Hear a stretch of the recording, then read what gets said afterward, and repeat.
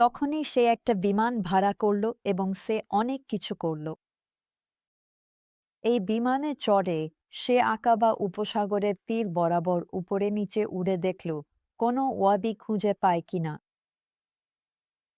যেটা দিয়ে ইসরায়েলিরা পার হতে পারত। তাই সে যখন উপরে নিচে উঠছিল, তখন সে বিশাল একটা সৈকত দেখল, যেটা ছিল নুয়েবা। এরপর সে যা করল সেটা হলো তারা ফিরে এসে গাড়ি চালিয়ে নিচে গেল এবং ডাইভ করা শুরু করল। এখন এটা একেবারে অলৌকিক ঘটনা ছিল যে তারা এটা করতে পেরেছিল, কারণ ঈশ্বর এমনভাবে ব্যবস্থা করেছিলেন যে তখনই ইসরায়েল সাইনাই উপদ্বীপের নিয়ন্ত্রণে ছিল। যদি তখন মিশরের নিয়ন্ত্রণে থাকত, তারা এটা কখনোই করতে পারত না। তাই আমার মতে এটাই প্রথম অলৌকিক ঘটনা। পরবর্তী বছরগুলোতে কয়েক বছর পর রন রেনি নরবার্গেনকে সঙ্গে নিয়ে সেই সৈকতে গিয়েছিলেন তাকে দেখানোর জন্য। আর রেনি তার বইয়ে এ বিষয় লিখেছেন, যেটা আপনি এখানে দেখতে পাচ্ছেন, এবং তিনি মিস্টারকে বলেছিলেন, নরবার্গেনকে জানান এটা যে পল এল লজ। তার সংগৃহীত ফ্লাইট ম্যাপগুলো দেখে তিনি একটি এলাকা লক্ষ্য করেন যা প্রাচীন আগ্নেয়গিরির কিনারায় ঘেরা মনে হচ্ছিল, এবং তার হিসেব অনুযায়ী তিনি প্রায় ৫.০ একর জায়গার একটি এলাকা চিহ্নিত করেছিলেন। আর তিনি জানতেন এটা নিশ্চয়ই ইসরায়েলিদের শিবিরের জন্য যথেষ্ট বড় হবে। রন ৪ বছর ধরে সৌদি আরবে ঢোকার জন্য ভিসার আবেদন করেছিলেন। তিনি খুব চেষ্টা করেছিলেন, তিনি দূতাবাসে চিঠি লিখেছিলেন, কিন্তু ভিসা পাওয়া একেবারেই অসম্ভব ছিল। তাই তিনি ব্যবস্থা করেছিলেন যাতে তিনি রনি এবং ড্যানি সীমান্ত পেরিয়ে চুপি চুপি ঢুকে পড়তে পারেন। আর যখন তারা সেটা করলেন, তখন তারা পারলেন একজন ট্যাক্সি চালক তাদের অনেক দূর পর্যন্ত নিয়ে গিয়েছিলেন। তারপর তারা আরেকটি গাড়ি পেয়েছিল এবং ঠিক পাহাড়ের কাছে পৌঁছে গিয়েছিল। এবং তখনই বেদুইনরা বলেছিল, ওহো, জাবল মুসা হেনা। তখনই তারা বুঝেছিল তারা সঠিক জায়গায় এসেছে। আর রন প্রথম সফরে কি দেখেছিলেন, তখন সেখানে কোনো বেড়া ছিল না, কেউ বাস করত না, এবং তিনি আসলে গাড়ি চালিয়ে ভিতরে ঢুকতে পেরেছিলেন। পবিত্র প্রাঙ্গণ এলাকায় তারা সরাসরি গাড়ি চালিয়ে ঢুকে পড়েছিল এবং চারপাশ ঘুরে দেখেছিল, আর তিনি সবকিছুই দেখতে পেয়েছিলেন। তিনি একটি বেবির মতো কিছু দেখেন। সেদিন তিনি অনেক কিছু দেখেন, কিন্তু তাদের যেতে হলো। তাদের এলাকা থেকে তাড়িয়ে দেওয়া হয়েছিল। তারা যখন সীমান্তে ফিরে এল, ওরা ভেবেছিল সব ঠিক হবে আর চুপচাপ সীমান্ত পেরিয়ে যাবে। রন জানতেন অবৈধভাবে ধরা পড়লে শুধু দেশ থেকে বের করে দেওয়া হয়। কিন্তু তা ঘটেনি, কারণ কেউ একজন ওয়াশিংটন ডিসির দূতাবাসে তাদের খবর দিয়েছিল।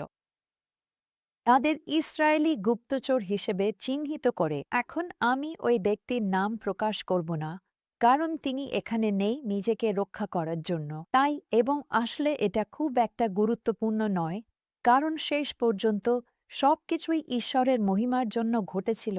কারণ রন জাতীয় টেলিভিশনে যেতে পেরেছিলেন এবং তিনি সারা বিশ্বকে বলতে পেরেছিলেন তিনি সেখানে কি দেখেছেন, এমনকি বাইবেলের শ্লোকও উদ্ধৃত করেছিলেন। এখন যখন তাকে গ্রেপ্তার করা হয়েছিল, সেটা তার জন্য সহজ অভিজ্ঞতা ছিল না, কিন্তু তিনি বলেছিলেন সেখানে কিছু ভালো মানুষ ছিল, তাদের মধ্যে একজন বিশেষ করে, যার নাম ছিল অলি। তিনি ছিলেন খুবই সদয় একজন মানুষ। তারা ছিল হাগেল নামে একটি জায়গায়, যা জর্ডান সীমান্তের ঠিক দক্ষিণে উপকূলের ধারে অবস্থিত একটি শহর, এবং তাদের কোস্ট গার্ড গ্রেপ্তার করেছিল এবং সেখানেই আটকে রেখেছিল, এবং যেসব অভিযোগে তাদের ধরা হয়েছিল তার প্রকৃতির কারণে শুরুতে তাদের একটু কঠোরভাবেই আচরণ করা হয়েছিল। কিন্তু যখন তারা সেখানে পৌঁছায়, তখন সেখানে অনেক অসুস্থতা ছড়িয়ে পড়েছিল, এবং রন তদন্ত করে জানতে পারেন সেখানে যা ঘটছিল তা সম্ভবত ইয়েলো ফিভার ছিল, কারণ কয়েকজন পুরুষ মারা গিয়েছিল এবং পুরো এলাকায় মশার উপদ্রব ছিল। তাই রন তাদের বললেন যেন তারা তার জন্য অনেকটা জলপাই তেল নিয়ে আসে এবং তিনি প্রেসক্রিপশন লিখে দিলেন। যখন তিনি তাদের বললেন যে তিনি একজন অ্যানেস্থেটিস্ট, তারা সেটা বুঝতে পারেনি। শেষে তিনি জানালেন তিনি অ্যানাস্থেটিস্ট। তখন তারা সব বুঝতে পেরে তার প্রেসক্রিপশন মেনে নিল। তিনি অ্যান্টিবায়োটিক দিলেন। সেটা এনে সবাই খেয়ে সব মশা মারল। তারা সেটা তাদের টয়লেটে ঢালল। তারা সেটা জমে থাকা পানিতে ঢালল। আর তখন থেকেই সবাই সুস্থ হয়ে উঠল। তাই এর ফলে তারা সৌদিদের সুনজরে পড়েছিল। আর আমার মনে হয় সেটাই ছিল প্রথম সত্যিকারের অলৌকিক ঘটনা, যেটা তাদের এবং সৌদিদের দুপক্ষকেই সাহায্য করেছিল। এখন আরেকটা মজার গল্প হল, তিনজন সৌদি তদন্তকারী রনের কাছে এলেন এবং তাকে জিজ্ঞাসা করতে লাগলেন, তুমি কেন মনে করো মূসা লোকজনকে এখানে নিয়ে এসেছিলেন? এখানে তো কিছুই নেই, তোমার প্রমাণ দেখাও। তারা তাকে একটা হেলিকপ্টারে তুলল, শুধু রন আর ওই তিনজন লোক। তারা বলল, তুমি আমাদের দেখাও, তুমি কোথায় মনে করো পারাপারটা হয়েছিল। আর রন তাদের নিয়ে গেল। সে উপসাগরের ওপারে দেখতে পাচ্ছিল, সে নুয়েভা দেখতে পাচ্ছিল। তাই সে তাদের একটা জায়গা দেখিয়ে দিল যেখানে তারা নামতে পারে, ঠিক নুয়েভার বিপরীত দিকের সৈকতে।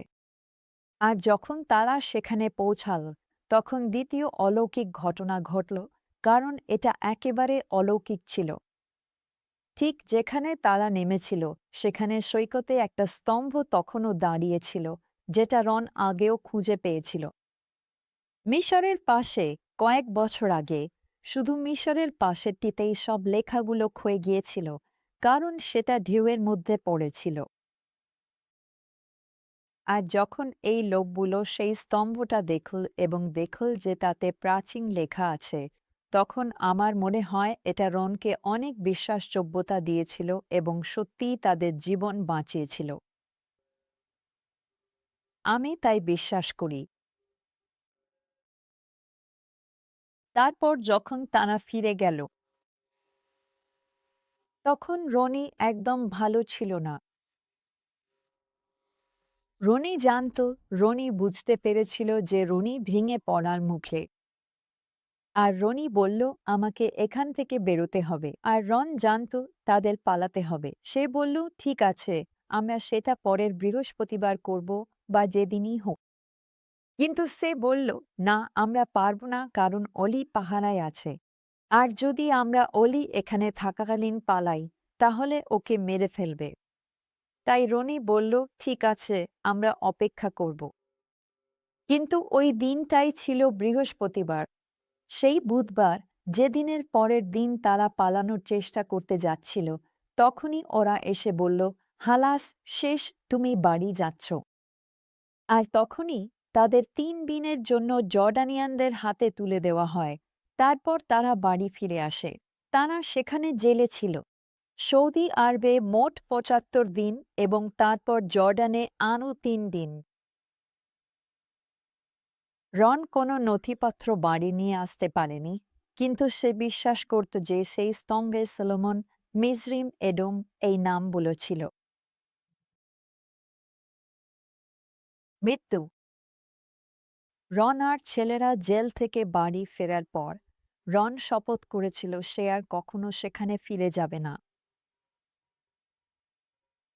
এখন সে বিপদের কথা জানত। কিন্তু ১৯৮০ সালে, ১৯৮৪ সালের শেষের দিকে রন ডেভিড ফ্যাসেল্ট নামে এক ব্যক্তির সঙ্গে দেখা করে, যিনি নোয়াহর নৌকা দেখতে যেতে চেয়েছিলেন। আর এই গল্পটা যেন এর সঙ্গে জড়িয়ে গেছে, কারণ ঠিক সেই সময়েই সৌদি আরবের এক ব্যক্তি, যিনি পরে জানতে পারেন একজন রাজপুত্র এবং সম্ভবত কোনোভাবে রাজার আত্মীয় ছিলেন। কিভাবে সেটা আমি জানি না। তিনি রনের সঙ্গে যোগাযোগ করেন এবং বলেন, আমি আপনার গল্প শুনেছি, আর সেই থেকে আমি কিছুই করতে পারছি না। আমি কিছুতেই স্বাভাবিক থাকতে পারছি না। আমাকে এই পাহাড়টা দেখতে হবেই। তার নাম ছিল সমরন আলমাতেরি, আর সে তাঁবুকে থাকত। আর আমাদের বলা হয়েছিল তিনি তাবুকের একজন রাজপুত্র। আমি এই সংযোগটা বুঝতে পারছি না, তাই এ নিয়ে কিছু বলতে পারব না। সোমরন ন্যাশভিলে এসে রনের সঙ্গে দেখা করে বললেন, আপনাকে আমাকে এই পাহাড়ে নিয়ে যেতেই হবে। আমি আপনাদের ভিসা জোগাড় করে দেব। আমি আপনাদের সেখানে নিয়ে যাব। আমাকে এটা দেখতেই হবে। আর রন বললেন, আচ্ছা, একটা কথা বলি। আপনি আমার সঙ্গে নোয়ার নৌকায় যাবেন না কেন? আমি সেখানে একজনকে নিয়ে যাচ্ছি। এটা ছিল 1985 সালের মার্চ মাসের শেষের দিকে। তাই সোমরান রনের সঙ্গে নোয়ার নৌকায় গিয়েছিলেন যখন রন ডেভিড ফ্যাসেলকে সেখানে নিয়ে গিয়েছিলেন। আর পাহাড়ে বরফ পড়েছিল যা নোয়ার নৌকাকে ঢেকে রেখেছিল। কিন্তু সোমরন বিশ্বাস করেছিলেন এই মানুষটি সত্য বলছেন, এখানে কিছু একটা আছে। আর এতে সোমরনের কাছে তার বিশ্বাসযোগ্যতা আরও বেড়ে গেল, বুঝলেন তো? তাই সোমরন বললেন, আপনাকে আসতেই হবে। চলুন, আমি আপনাদের ভিসা জোগাড় করে দেব। মিস্টার ফ্যাসেল, আপনিও আসতে পারেন, কারণ তিনি ডেভিড ফ্যাসেলকে তার কিছু জাদু দেখাতে দেখেছিলেন। আর যন্ত্রপাতি, তার শনাক্তকরণ যন্ত্রপাতি দিয়ে, তাই সবাই সেখানে গিয়েছিল। আর যখন তারা সেখানে ছিল, তখন তারা সোমরনের অতিথি ছিল। তাদের খনির কাজে কিছু কাজ করার জন্য একটি চুক্তি ছিল। তাই যখন তারা খনন দলের সঙ্গে সেখানে ছিল, তারা এমন একটি জায়গায় খনন করেছিল যেটিকে রন মনে করেছিলেন একটি কুয়া। আর সেই কুয়ার 20 ফুট নিচে তারা একটি সোনার ব্রেসলেট পেয়েছিল। তখন, ঠিক তখনই তাদের সবাইকে আবার গৃহবন্দী করা হয়। তারা সেখানে অনেক কিছু পেয়েছিল কারণ তাদের এলাকায় অবাধে ঘোরার অনুমতি দেওয়া হয়েছিল। আর রন একটি সাদা মার্বেলের টুকরো পেয়েছিলেন, যাতে তার বিশ্বাস অনুযায়ী প্রাচীন হিব্রু ভাষায় কিছু লেখা ছিল। আর তিনি সেটি লুকিয়ে রেখেছিলেন, কারণ তিনি জানতেন যদি তিনি সেটা কাউকে দেখান, তাহলে সেটা নষ্ট করে ফেলা হবে। আর আমরা এখনও আশা করি কেউ সেটা খুঁজে পাবে, কারণ ওখানে কিছু খুঁজে পাওয়া খুবই কঠিন হবে, কিন্তু আমি বিশ্বাস করি সেটা এখনও ওখানেই আছে। তাদের গৃহবন্দী করার পর তারা রিয়াদ থেকে একজন প্রত্নতত্ত্ববিদকে নিয়ে এসেছিল, যিনি তাদের সামনানের কমপ্লেক্সে গিয়ে দেখা করেছিলেন। আর তারা ডেভিড ফ্যাসেলের ভিডিও টেপগুলো দেখেছিল, যেখানে সোনার বাছুরের বেদিতে বাছুরগুলো এবং আরও নানা কিছু দেখানো হয়েছিল। এবং এই প্রত্নতত্ত্ববিদই বলেছিলেন এগুলো সৌদি আরবের আর কোথাও পাওয়া যায় না, শুধু এখানেই পাওয়া যায়। আপনি যখন তিনি নিজে প্রমাণগুলো দেখলেন, তখনই পুরো এলাকাটি ঘিরে ফেলা হয় এবং প্রত্নতাত্ত্বিক নিয়ন্ত্রণে নিয়ে নেওয়া হয়, আর সবার জন্য নিষিদ্ধ ঘোষণা করা হয়। তাদের কাছ থেকে সবকিছু জব্দ করার পর বছরের পর বছর ধরে রন মরিয়া হয়ে ছবি তোলার চেষ্টা করছিলেন, কিন্তু কোনো লাভ হয়নি। 80 দশকের শেষের দিকে আমরা একটি প্রবন্ধ পড়েছিলাম যেখানে বলা হয়েছিল যে কর্নুক দাবি করছিলেন যে তিনি মাউন্ট সিনাই খুঁজে পেয়েছেন। এবং প্রথমে আমরা খুবই উত্তেজিত ছিলাম, কিন্তু পরে জানতে পারলাম যে তার বামি উইলিয়ামস, যিনি তার সঙ্গে ছিলেন, তাদের কারোরই কারো সঙ্গে ছবি ভাগাভাগি করার কোনো পরিকল্পনা ছিল না, এবং তাদের নিজেদের একটি গল্প ছিল কি ঘটেছিল সে নিয়ে। এবং আমরা জানতে পারলাম তারা যেভাবে এটি খুঁজে পেয়েছিল, কারণ এই পাহাড় খুঁজে পাওয়া মোটেই সহজ কাজ নয়। এটা নয়, এটা যেন সমুদ্র সৈকতে এক দানা বালি খোঁজার মতো। তাই আমি তাদের বইয়ের শুরু থেকে পড়ে শোনাব ভূমিকায়, যা ডেভিড ফ্যাসেল লিখেছিলেন। তিনি বলেছিলেন ল্যারি কি চেষ্টা করতে ভয় পেয়েছিল, মাউন্ট সিনাইয়ে চুপি চুপি ঢোকার কথা বলছিলেন। তিনি বলেন, না, আমি কি তার সঙ্গে যেতাম? তিনি বলেন, ঠিক তা নয়, তবে আমি তাকে একটা মানচিত্র দিতাম। তিনি তাকে রনের গল্পের সবকিছুই বলেছিলেন। এবং পরবর্তী বইগুলোতেও তাদের গল্পে এমন কিছু পর্ব আছে যেখানে তারা দাবি করে তারা লোকজনকে বলেছিল যে তারা ডাক্তার। তাই রনের পক্ষে যা করার ছিল তা হলো প্রার্থনা করা, এবং সে বারবার সামারানের সঙ্গে যোগাযোগ করার চেষ্টা করছিল এবং দেখতে চাইছিল, কারণ সামারান দাবি করেছিল যে সে ছবি ও ভিডিও সংগ্রহ করতে পারবে এবং আমাদের কাছে পৌঁছে দিতে পারবে। সে প্রচুর পরিমাণ টাকা চাইছিল, যা আমাদের সারা জীবনে কোনোদিনও দেখা হতো না। এবং তারপর অবশেষে এমন একটা সময় এলো যখন আমরা নুয়েভায় গিয়েছিলাম। এটা ছিল 1992 সালের জানুয়ারি মাসে। যখন আমরা নুয়েভায় ছিলাম, আমি সৌদি আরবে আমার সঙ্গে একটা মানচিত্র নিয়ে গিয়েছিলাম। আমি জানি না কেন এটা রন আর আমার মধ্যে কোনো আলোচনা ছিল না, কিন্তু আমি আমার লাগেজে 3 কপি রেখেছিলাম। মূলত কারণ আমরা সদ্য একটি ফ্যাক্স মেশিন কিনেছিলাম এবং আমি সেটার সাহায্যে কপি করতে পারতাম। তাই আমার পার্সে সেগুলো ছিল। আর আমরা তখন নুয়েভায় ছিলাম এবং সামারান ইংরেজি বলতে পারে, কিন্তু তার স্ত্রীরা পারে না। তাই আমরা আহমেদ সামিকে পেতাম, যিনি আমাদের হোটেলে নুয়েভায় ডেস্কে কাজ করতেন। সে আমাদের জন্য ফোন করার চেষ্টা করত, তারপর স্ত্রীদের অনুবাদ করে দিত, কারণ তারা ইংরেজি বলতে পারত না। কাসামরান কখনোই সেখানে থাকতো না। অবশেষে যখন আহমেদ সামি বুঝতে পারল এখানে কিছু একটা ঘটছে, সে বলল, আমাকে বলো ব্যাপারটা, হয়তো আমি তোমাদের সাহায্য করতে পারি। তাই আমরা তাকে শুধু স্বামী বলেই ডাকতাম। আর রন তাকে বোঝাল যে সৌদি আরবে মাউন্ট সিনাই আছে। তারপর সে তাকে তার অন্যান্য আবিষ্কারের কথা বলল, নুহের নৌকা এবং এসব নিয়ে। আর আহমেদ সামির মাথায় দারুণ একটা আইডিয়া এলো। সে বলল, আমি এটা তোমার জন্য এনে দিতে পারি। সে বলল, প্রত্যেক মুসলিমের জীবনে একবার হজ ভিসায় সৌদি আরবে যাওয়ার অনুমতি আছে। আসলে আমাদের যেতেই হয়। সে বলল, আমি কখনোই আমারটা করিনি। তাই চুক্তিটা ছিল, আমরা তাকে কিছু টাকা দিলাম সেখানে যাওয়ার টিকিট কেনার জন্য। আমরা তাকে একটা ক্যামেরা দিয়ে গেলাম, আর রন তাকে অতিরিক্ত $500 দিল সেখানে যাওয়ার জন্য।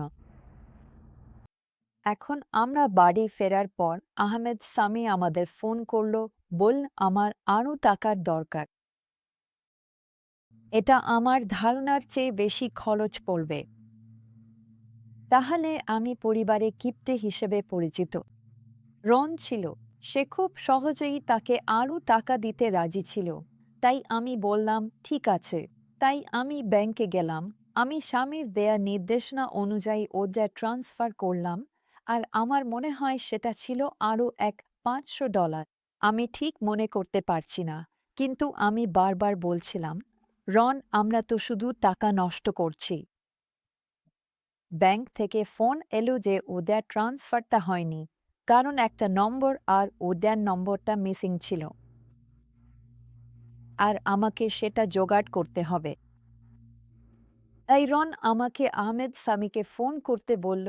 আমি ফোন করলাম আর সেই নম্বরটা পেলাম। পরের দিন সকালে আমি আবার ব্যাংকে ফোন করলাম আর বললাম, আমি ওজারটা করতে চাই, আর এই নম্বরটা আছে। তারা আমাকে বলল, আপনাকে আসতে হবে। আমরা ফোনে ব্যাংক ওজার ট্রান্সফার করতে পারি না। তাই আমি ব্যাংকে গেলাম আর তাদের তথ্যগুলো দিলাম।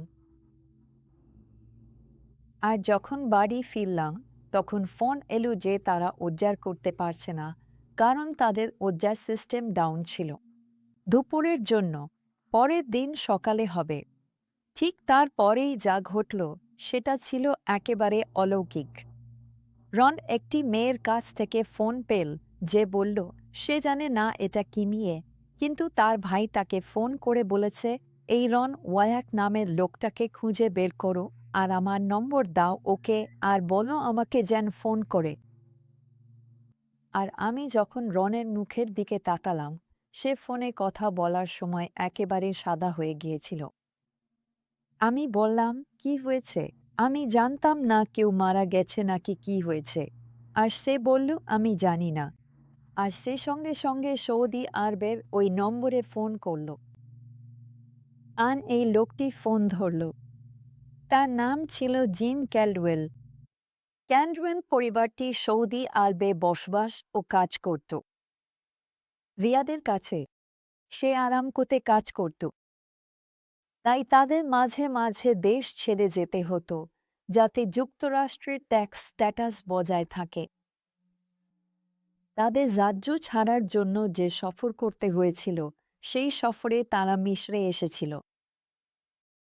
তারা বিশেষভাবে আগ্রহী ছিল সেন্ট ক্যাথরিনার, যা সিনাই উপদ্বীপে অবস্থিত, দেখতে যাওয়ার জন্য। এটিকে সাধারণত আসল মাউন্ট সিনাই বলা হয়, কিন্তু এটি ঐতিহ্যবাহী স্থান।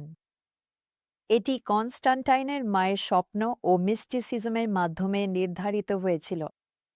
এইভাবেই এই স্থানটি নির্ধারিত হয়েছিল। যাই হোক, তারা সেখানে গিয়েছিল এবং খুব খুব হতাশ হয়ে ফিরে এসেছিল, কারণ তারা জানত তারা আসল জিনিসটি দেখেনি। আর যখন তারা নুয়েভা ছেড়ে গিয়েছিল, তারা সেই একই হোটেলে ছিল যেখানে আমরাও ছিলাম, আর স্যামি জানত যে তারা সৌদি আরবে থাকে। তাই যখন তারা তাদের ভ্রমণের পর দ্বিতীয়বার ফিরে এসেছিল, যা আমাদের চলে যাওয়ার ঠিক পরেই ছিল, তখন স্যামি খুব উত্তেজিত ছিল। সে ইতিমধ্যেই ঠিক করে ফেলেছিল কি করবে, কিভাবে ফুটেজ সংগ্রহ করবে, আর কিভাবে রন হোয়াইটের কাছ থেকে মোটা অঙ্কের টাকা আদায় করবে। তারা যখন ফিরে এল, স্যামি তাকে বলল, তোমাকে এটা আমার জন্য করতেই হবে। আর সে জিম আর তার স্ত্রী পেনিকে বোঝানোর চেষ্টা করছিল যেন তারা তার জন্য এই ছবিগুলো তোলে এবং তারপর সেগুলো তার ভাইয়ের কাছে সৌদি আরবে পাঠায়, যিনি পরে সেগুলো তার কাছে পাঠাবেন। আর আমি নিশ্চিত ক্যালওয়েলরা বেশ চিন্তিত ছিল, জানো সে আসলে কি বলছে। আর ভিডিওর শব্দ অস্পষ্ট বলে আমি বলছি। ওরা পৌঁছালে আহমেদ শামী সেদিন সেখানে থাকা এক ব্যক্তির গল্প শোনায়। সেটা মাউন্ট সিনাই আর কাষ্ঠপেটিকা সংক্রান্ত ছিল। আর তারা বুঝতে পারছিল না ব্যাপারটা আসলে কি নিয়ে, কিন্তু শেষে জিম বলল সে বুঝতে পেরেছে এটা আসলে নোয়ার কাষ্ঠপেটিকা। আর জিম বলল তার মাথায় যেন হঠাৎ কিছু একটা জ্বলে উঠল। তার বোন আগের বছর তাকে একটা ভিডিও ক্যাসেট পাঠিয়েছিল যেখানে এক লোক বলেছিল সে নোয়ার কাষ্ঠপেটিকা খুঁজে পেয়েছে, আর সেই লোকটি ছিল রন ওয়াইট। তাহলে জিন বলল সে কি করত, সে এই ক্যাসেটগুলো নিত। এই ক্যাসেটগুলো ৮ মিলিমিটার টেপে আসত কারণ সেগুলো ছোট ছিল, আর সে সেগুলোকে ভেস্টেপে ট্রান্সফার করত। তারপর সে আবার ৮ মিলিমিটার টেপগুলো পুনরায় ব্যবহার করত। আমি ভাবতে পারি সৌদি আরবে টেপ পাওয়া বেশ কঠিনই হবে। তাই সে, তার স্ত্রী আর ২ সন্তান, তারা তাদের স্বাভাবিক রাজ্যের বাইরে যাওয়ার সফরে ছিল। ওখানে কাজ করলে মাঝে মাঝে এই সফরটা করতেই হয় যাতে ট্যাক্স স্ট্যাটাস ঠিক থাকে। আর তারা সবে সেন্ট ক্যাথারিনে গিয়েছিল, কিন্তু তারা খুব হতাশ হয়েছিল কারণ তারা ভেবেছিল ওটাই আসল সিনাই পর্বত। তারা সত্যিই সেটা দেখতে চেয়েছিল, কিন্তু পারেনি। তারা যখন ফিরে এলো তখন তারা প্রার্থনা করছিল আর পড়াশোনা করছিল এবং সত্যিকারের সিনাই পর্বত দেখতে চাইছিল। তাদের গল্পে আরও অনেক কিছু আছে যা তারা নিজেরাই বলতে পারবে। তারা যখন সেখানে পৌঁছাল এবং আহমেদ শামী তাদের এই গল্প বলল, তখন জিম বলল, সে একটু ভেবে নিয়ে বলল, আমি এই সফরে 10টা টেপ এনেছিলাম ব্যবহারের জন্য, আর তার মধ্যে 9টা ব্যবহার হয়ে গেছে। আমি ভাবছি যেটা আমি এখনো ব্যবহার করিনি। তারপর সে সেটা ভিডিও রেকর্ডারে ঢুকিয়ে চালাল, আহমেদ শামীর চোখের সামনে ধরল, আর আহমেদ শামী বলল, এটাই সেই লোক। সে যে টেপটা ব্যবহার করেনি সেটাতেই রন ছিল। সবাই খুব অবাক হয়েছিল, এটা ছিল একেবারে অলৌকিক। আমরা আহমেদ শামীর কাছে একটা ম্যাপ রেখে গিয়েছিলাম, আর রন আমাকে সেখানে একটা গরুর ছবি আঁকতে বলেছিল। তারপর সে আমাকে পাথরের মাঝে গাছ আঁকতে বলল। সবটা মনে নেই, তবে জিম আর পেনি ঠিক তখনই সেখানে গিয়েছিল যখন তারা বেরোচ্ছিল। নুয়েভা তাদের গাড়ি নিয়ে নিল, আর বাড়ি ফেরার পথে তারা মাউন্ট সাইনাইয়ে গেল এবং অনেক ছবি তুলল। আর যখন তারা ছবিগুলো পেল, তখন রনকে ফোন করে বলল, আমরা চাই তুমি এগুলো রাখো। তাই কয়েক সপ্তাহ পর রন বাহরাইনে উড়ে গেল এবং ওখানে তাদের সঙ্গে দেখা করল। কারণ আপনি বাহরাইনে সহজেই উড়ে যেতে পারেন, কিন্তু সৌদি আরবে পারেন না। আর ওদের জন্য ওখানে আসা খুব দ্রুত আর সহজ ছিল। তাই তারা আমাদের শুধু ভিডিওর কপি দেয়নি, সব ছবি দিয়েছে, এমনকি নেগেটিভগুলোও দিয়েছে। এটা বেশ কিছুদিন ধরে চলেছিল। রন কয়েকবার ওখানে গিয়েছিল। ওদের একটা জায়গা ছিল, ওরা একই মেক্সিকান রেস্টুরেন্ট বলতো। তারা ফোনে কোড ভাষায় কথা বলতো, কারণ আমার মনে হয় সবাই ওদের কাজ নিয়ে একটু নার্ভাস ছিল, বিশেষ করে ওরা, কারণ ওরাই তো ওখানে থাকতো। তাই ওরা আমাদের যেসব ছবি আর ভিডিও এনে দিয়েছিল, আমি সত্যি বলছি, তখনই রনকে সবচেয়ে খুশি দেখেছিলাম। আমরা এতদিন ধরে এই কাজগুলো নিয়ে যা করছিলাম, তার মধ্যে এটাতেই রন সবচেয়ে বেশি খুশি হয়েছিল, কারণ সে অনেক দিন ধরে মানুষকে দেখাতে চেয়েছিল। রন এটা করেনি কোনো খ্যাতি বা অর্থ বা এরকম কিছু পাওয়ার জন্য। রন শুধু চেয়েছিল মানুষ দেখুক ঈশ্বর তাদের জন্য যা সংরক্ষণ করে রেখেছেন। আর আমি মনে করি না তখনকার দিনে কেউ এর চেয়ে ভালোভাবে ছবি বা ভিডিও তুলতে পারত। ৯০-এর দশকের শুরুতে তখনকার যেসব যন্ত্রপাতি মানুষের হাতে ছিল, তাতে ওরা যেটা করেছে তার চেয়ে ভালো কেউ করতে পারত বলে আমি মনে করি না। ওরা যা করেছে তার জন্য আমি চিরকাল কৃতজ্ঞ থাকব। ভিভিকাকে ও যা করেছে তার জন্য আমি সবসময় ওকে সম্মান করব। কারণ ভিভিকা পন্টিন রনের কথা শুনেছিলেন, সম্ভবত নরওয়ে বা সুইডেনে। তিনি এটা শুনেছিলেন যখন রন এখনও ছবি বা অন্য কিছু সংগ্রহ করতে পারেননি, আর তিনি চেয়েছিলেন রন যেন কিছু ছবি পেতে পারেন, তাই সাহায্য করতে চেয়েছিলেন। তাই সেই মেয়েটি, সে তখন সিঙ্গেল ছিল, সে একটা হাসপাতালে চাকরি নিল এবং বুক করল। আর আমি জানি না সে কিভাবে করেছিল, কিন্তু সে অনেক লোককে রাজি করিয়েছিল তাকে পাহাড়ে নিয়ে যেতে। আর সে এই সব ছবি আর ভিডিও তুলেছিল এবং সরাসরি রনকে দিয়ে দিয়েছিল। আমি মনে করি একবার একটা তরুণ ছেলে ছিল, টবি, যে ওর সঙ্গে কাজ করত, আর সে টবির সঙ্গে পাহাড়ে গিয়েছিল।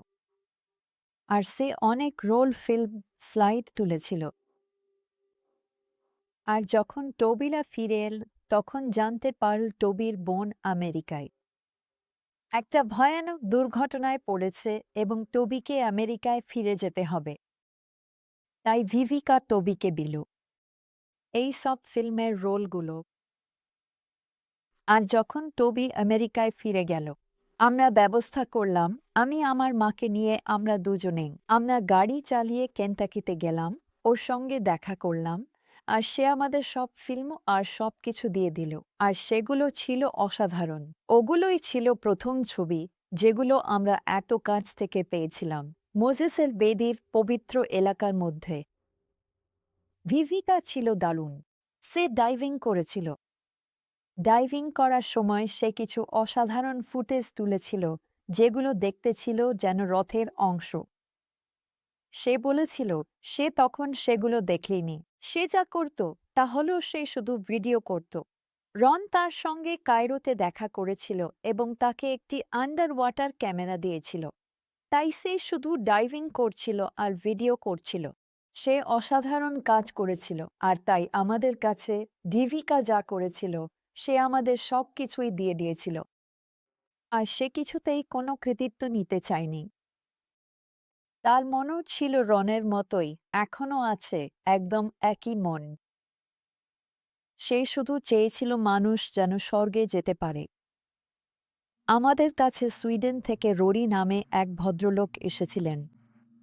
আমরা তার সঙ্গে পরিচিত হলাম এবং সে আমাদের তার বন্ধু লিওনার্ড সম্পর্কে বলল।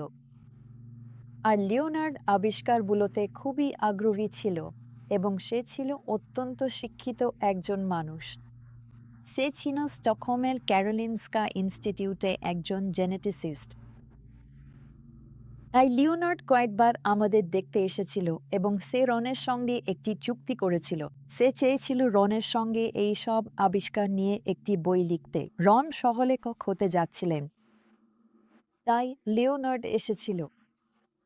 এমনকি সে রন যখন অসুস্থ ও মৃত্যুশয্যায়, তখনও তাকে দেখতে এসেছিল, কিন্তু তারা কখনোই বইটা লিখে উঠতে পারেনি। তাই রন মারা যাওয়ার পর লিওনার্ড আমাকে দেখতে এসেছিল। মনে হয় সেটা ছিল ৯৯ সালের অক্টোবর মাসে। সে এসেছিল এবং সে বইটা লিখতে চেয়েছিল। আর সে বলেছিল তার বিশ্বাসযোগ্যতার কারণে কভার পেজে শুধু তার নামই থাকতে হবে। আমি তখনও রনের জন্য খুব শোক করছিলাম, আর তাই সে একটা চুক্তি তৈরি করল। এটা ছিল একটা অদ্ভুত চুক্তি। এটা ছিল ২ ভাগে বিভক্ত। এর এক অংশ ছিল বই লেখার চুক্তি, আরেক অংশ ছিল সে ছবিগুলো ব্যবহার করতে পারবে এই মর্মে চুক্তি। তাই আমি তাকে আমার সব গবেষণা দিয়ে দিলাম। আমরা নিচে গেলাম, যেখানে সব বই রাখা আছে, আর আমি তাকে সব গবেষণা দিয়ে দিলাম। তারপর সে সুইডেনে ফিরে গেল এবং বইটা লিখল। সে আমাকে ২-৩টা আলাদা পাণ্ডুলিপি পাঠিয়েছিল, কারণ আমার ছিল প্রত্যাখ্যানের অধিকার। আমি সেগুলো যাচাই করার সুযোগ পেয়েছিলাম, সব কিছুই। এবং এটা ছিল দারুণ একটা বই, এবং পুরো বইটাই ছিল রনের কাজ নিয়ে। কিন্তু সেখানে শুধু একটা ছোট প্যারাগ্রাফেই বলা ছিল, এটি রন ওয়াইটের গবেষণা, আবিষ্কার এবং মাঠ পর্যায়ের কাজের ওপর ভিত্তি করে লেখা হয়েছে। যাই হোক, রন তাকে কয়েকবার ডাইভিংয়ে নিয়ে গিয়েছিল এবং সব কিছু দেখিয়েছিল। আর বইটা প্রকাশের পর আমি আর কখনো লিওনার্ডের কোনো খবর পাইনি, যদিও আমার ৫০% আয়ের অংশ পাওয়ার কথা ছিল। তাই যাই হোক, সে লেখক হিসেবে বেশ পরিচিত হয়ে উঠেছিল এই সব লেখার জন্য, আর মানুষ ভাবে এগুলো লিওনার্ড মুলারের গবেষণা। কিন্তু সেটা ছিল না। এটা ছিল রন ওয়াইটের মাধ্যমে ঈশ্বরের কাজ। এবং মানুষ কি এটা জানা দরকার? তোমার যত ডিগ্রি থাকুক, যত বুদ্ধিমান হও না কেন, ঈশ্বর ছাড়া তুমি কিছুই করতে পারবে না। মানে, তুমি হয়তো মানুষকে মুগ্ধ করতে পারো, কিন্তু ঈশ্বরকে মুগ্ধ করতে পারবে না। আর তাই এটা বেশ এটা বেশ দুঃখজনক যে রন আমাকে সেদিন বলেছিল, যখন আমরা এ নিয়ে কথা বলছিলাম, সে বলেছিল আমি যখন থাকব না। এটা ছিল ঠিক সেই সময় যখন আমরা তাকে হাসপাতালে নিয়ে যাচ্ছিলাম যেখানে সে মারা যায়। সে বলেছিল আমি যখন থাকব না, তখন সবাই নিজেদের জায়গা নেওয়ার জন্য লড়াই করবে। আমি ছিলাম, জানো, আমার মন অন্য কোথাও ছিল। আমি বুঝতে পারিনি সে কি বলতে চেয়েছিল, কিন্তু আমি তার কথা কখনো ভুলিনি। আর তাই এই সব কিছুর পুরো গল্পটা জানা দরকার। অনেক মানুষ অনেক অসাধারণ কাজ করেছে, অনেক দারুণ কাজ করেছে, কিন্তু ঈশ্বরেরই গৌরব পাওয়া উচিত, কারণ তিনি এই সব করেছেন। তিনি এই জিনিসগুলো সংরক্ষণ করেছেন ইতিহাসের এই সময়ের জন্য।